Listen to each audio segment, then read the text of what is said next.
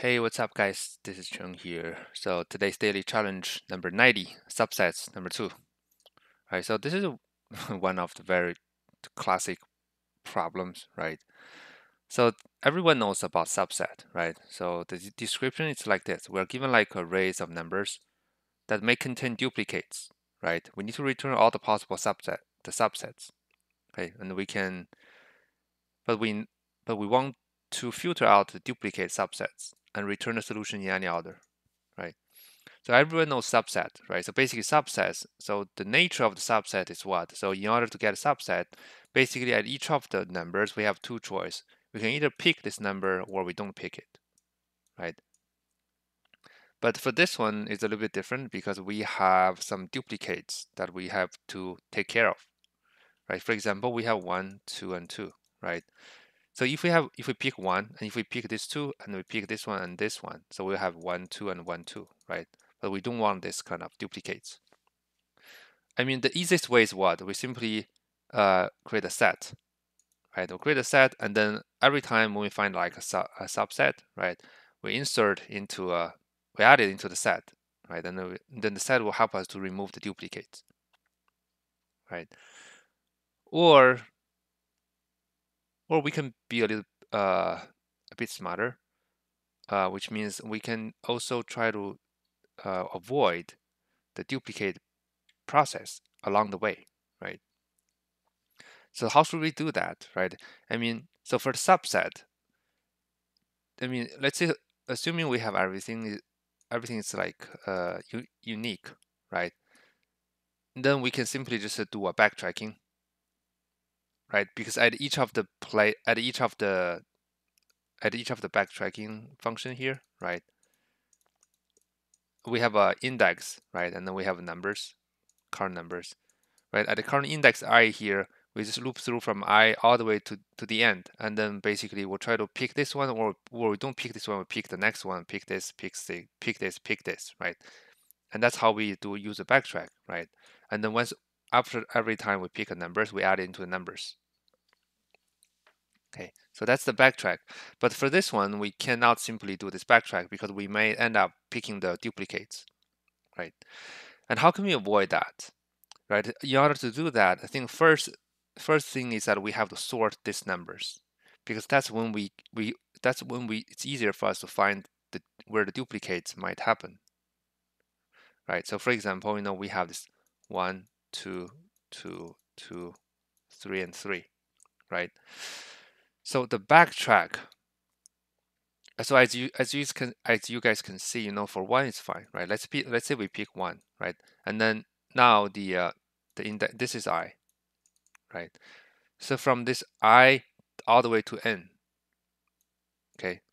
So between this one, we're gonna try each of the number, but if we have duplicate numbers here, let's say we have 3 2s here, right? We only want to try the 2 1s, right? Because otherwise, if we try the 2 twice, basically we're gonna have like a 1 2 and 1 2, right? In these numbers, those will be duplicated for sure. That's why the way we're avoiding the duplicates is that we have to know at the current level of backtracking, we don't want to process the same number twice, right? So I think that's the basic idea. And in order to do that, right,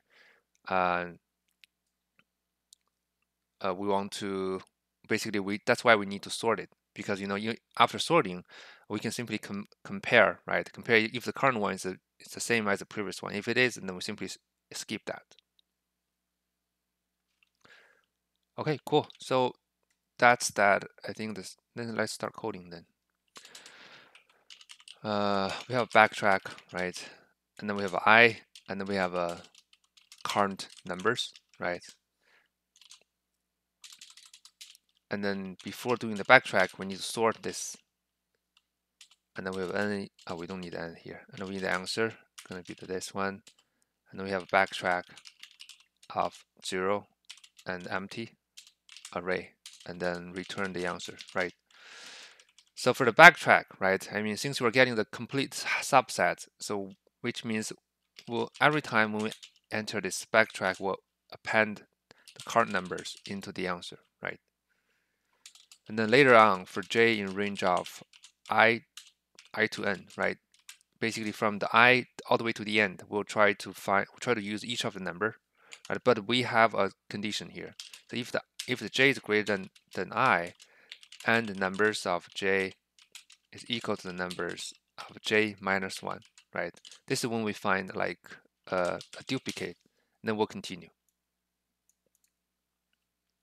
Otherwise, if it's not duplicate numbers, we do the backtrack, right? First, we append this one to the current numbers, and then we do a backtrack, right, of j plus 1 with this current numbers, right? And then don't forget to backtrack, which means we're gonna pop this thing out, right? So the reason being is that we have let's say 1, 2, 3, 4, 5, right? So let's say we have I here, right? So after adding this, so first we check if this. So we have these two conditions. The first one is that j greater than 1. Sorry, j greater than I. It means that we're not the first one. Second is that if we have already processed the same number, right? The same number in this round, and then we simply ignore it. Otherwise, we do a backtrack. So here, for those who is not familiar with backtracking, basically, we do append and we do a pop, just to make sure, the next j will not affect this current numbers, right? So if we don't pop it, basically these current numbers will keep increasing, right? But we don't want it because each of the for loop should be independent. So that's why we have this kind of append, backtrack, and then pop, so that after when the next for loop comes in, it will always have the clean current numbers to start with. Okay, and I think that's it, right? So if I run the code, oops, oh, we don't have n here. Let's define n here. It's going to be numbers of length of numbers.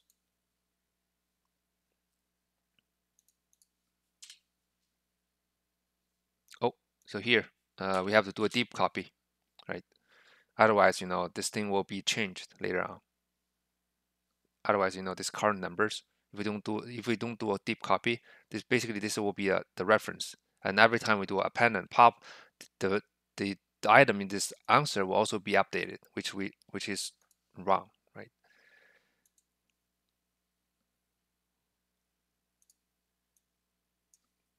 Yeah. Okay, cool. So this one, let's submit, right? Cool. So it passed. Yeah, because the time complexity. So how about time complexity for this one? Everyone knows, like I said, the nature of this subset is for each of the numbers we have two options. We either pick this one or we don't pick, which means the time complexity for all the possible backtracking is what? 2 to the power of n, right? And in each of the backtrack, we have what? We have this kind of deep copy of this array, right? So that's why we have n times 2 to the power of n. So that's the time complexity. Yeah, I think that's it, right? I mean, it's very classic backtracking problem. The only difference is that we have to deal with the duplicates, right? One way is to use a set and to help us to remove the duplicates, or a better way is during the backtrack. Right? So first we do a sort so that we can compare. It's easy for us to compare to know if we have processed the same numbers in the current backtrack, right? And if it is, we skip that. Otherwise, continue the backtrack, because if we process the same numbers twice, more than once in this current backtrack, then it means we're generating a duplicate subset, right? So just remember that. So that's the way. That's how we can tell if we have a duplicate subset or not. Cool. I think that's it, right? Thank you for watching this video, guys, and stay tuned. See you guys soon. Bye bye.